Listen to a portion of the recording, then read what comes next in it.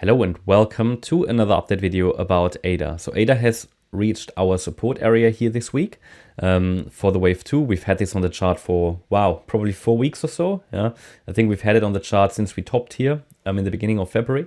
So this is great because a lot of people who maybe missed out any entries here, waited for this wave 2 pullback. And I'm really happy we're there.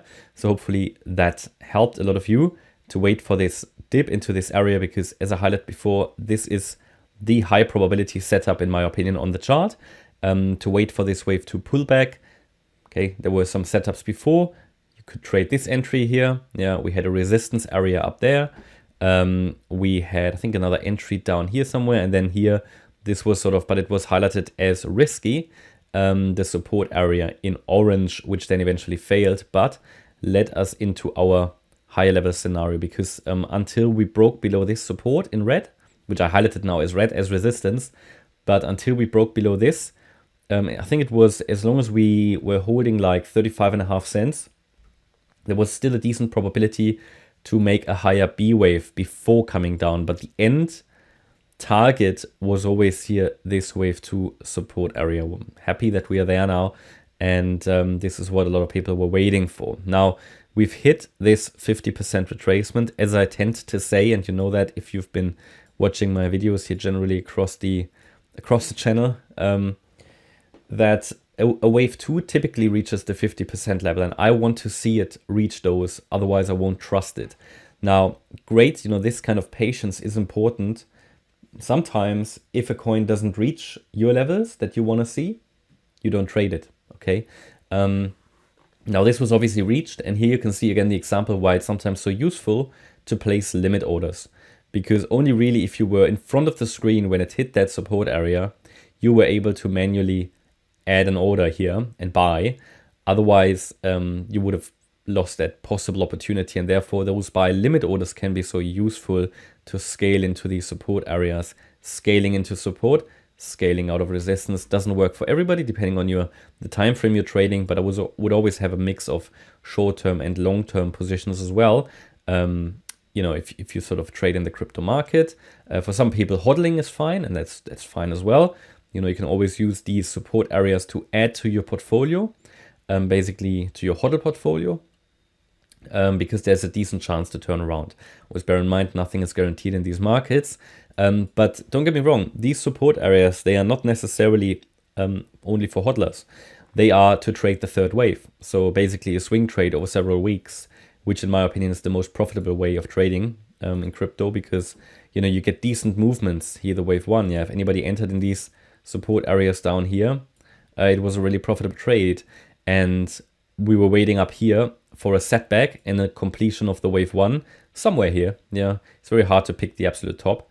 And then we were waiting to come into this area. So if you trade these larger swings, amazing. Yeah, and you get this move to the upside would take us to, if it works out, at least 55 cents in a third wave.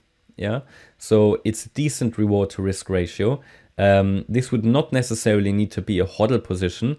This is just a normal swing trade, actually quite short term, if you enter and then exit maybe in a few weeks. But this is just to explain how it would work. Condition here is that this 27.6 cent level is holding, but we had a wave A down, we had a wave B up, and a C wave down, and we now have 5 waves down, basically complete.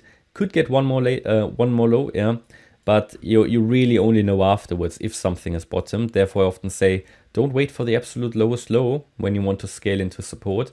You will often not get it. Okay, here for me, I remain of the view that it's, yeah, I would still like to see one more low, but we don't have to. We don't have to because we hit the support area, scenario fulfilled, and now we just need to lean back and wait. But based on the structure, yes, it could have bottomed. Yeah, what I don't like is this strong move down and the reaction to it. Yes, it is a clear bottom, but it only really touched the area. Yes, it came into it. That's fine. You know, it's not like it missed it by a cent. No. It touched it, came in slightly, and closed the hourly candle above it again. And we also actually have 5 waves down, 5 waves up, 3 waves down. Yeah, and as I said to you yesterday in the video, if it turns, I mean, we were yesterday in the video exactly at this, I think exactly at this point here. And I said, it needs to turn around basically now if it has bottomed, because otherwise if it drops below 32.6 cents, it's very unlikely, because I could count this as a 5-wave move up. So basically a first reversal signal, a wave 1 to the upside. We've got a 3-wave move down. Okay, you know, could be a wave 2, and this might be a 1-2 setup off the 3rd wave. So we've got that, you know, I'm spotting here possible 5-wave move up and 3 waves down, but it doesn't really fit too much into the general crypto market, where I'm thinking, yes, we are close to the lows, but still Bitcoin, Ethereum look like they need another low. But either way, we should always analyze each coin individually. Therefore, make life easy for yourselves. Look for these support areas. Scale in if you want to trade it like this, but there's no financial advice. It's only how I do it. Don't try to fish for the lowest low. At the moment, again, I'm skeptical if it has bottomed, but I call out the possibility very clearly it can have bottomed now in the wave 2. Yeah, it's the first time I'm saying this, because all the way down here, we haven't reached key wave 2 targets, okay? It wasn't very likely. Probabilities have massively increased that we've reached the bottom here with this break into our wave 2 support area, because this is what I want to see. I wanted to collect the 50% fib level, you know? And now, because we are still making lower lows and lower highs really here, if you zoom out, you see that I don't see the trend has really changed. All we've done so far is made one higher low. But what I want to see is a higher high, which we haven't done yet. That was a lower high here compared to what we had before. I want to see a higher high now. And if we have a higher high and a higher low, then we can say the trend has changed. And we also can count this as a 1-2 setup and a 3rd wave to the upside. Would the next wave up, if it happens, if it breaks above this resistance, I would then say, yes, indeed, we have bottomed. Then we have a first good confirmation. Now, if you wait for this confirmation to trade or not, that's entirely up to you. A lot of people don't. A lot of pullback traders wouldn't. A lot of pullback traders would have used this area. But either way, there are breakout traders who might want to wait for the break above the key resistance here, which is important resistance. Yeah, we had previous support quite a few times. It's also Fibonacci, a relevant Fibonacci level here at around 34.5 cents.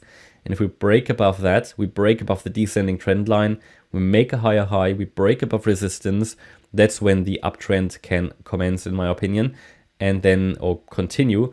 And then we talk about round about the 55 cent level as a key target next, if it's a 3rd wave, but there will always be a setback and resistance around the 41 cent level, those previous highs here of the February highs basically.